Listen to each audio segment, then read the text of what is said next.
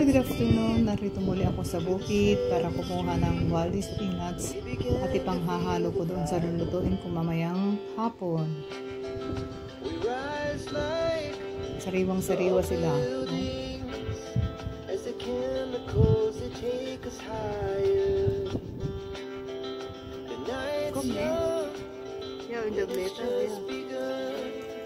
Lulutuin ko pala mamaya ay ginatang gulay,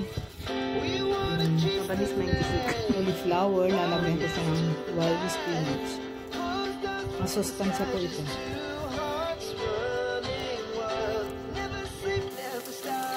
Ayan, magigisa tayo ng sibuyas sa kalula.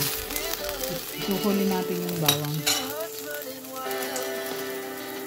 Tapos mayroong pirasong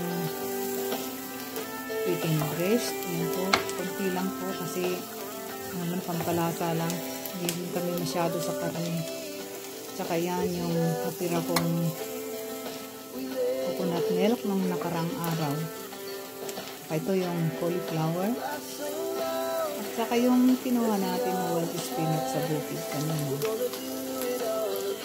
Ayan, mag-isa po tayo.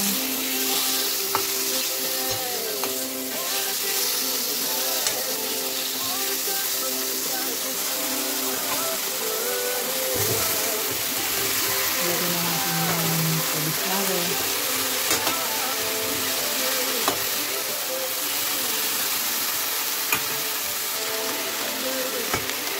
Saka yung coconut milk.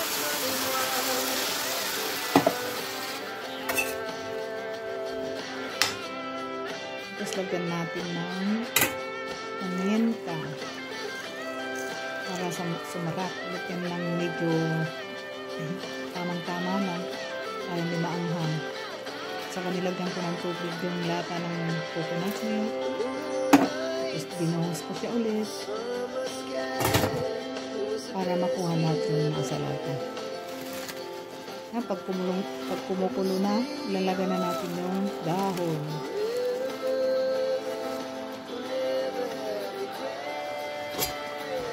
Takan po natin. Siguro mga ilang sekundos lang, pwede na. Ayan na po. Turn off ko na po yung lakalan. Ayan, luto na.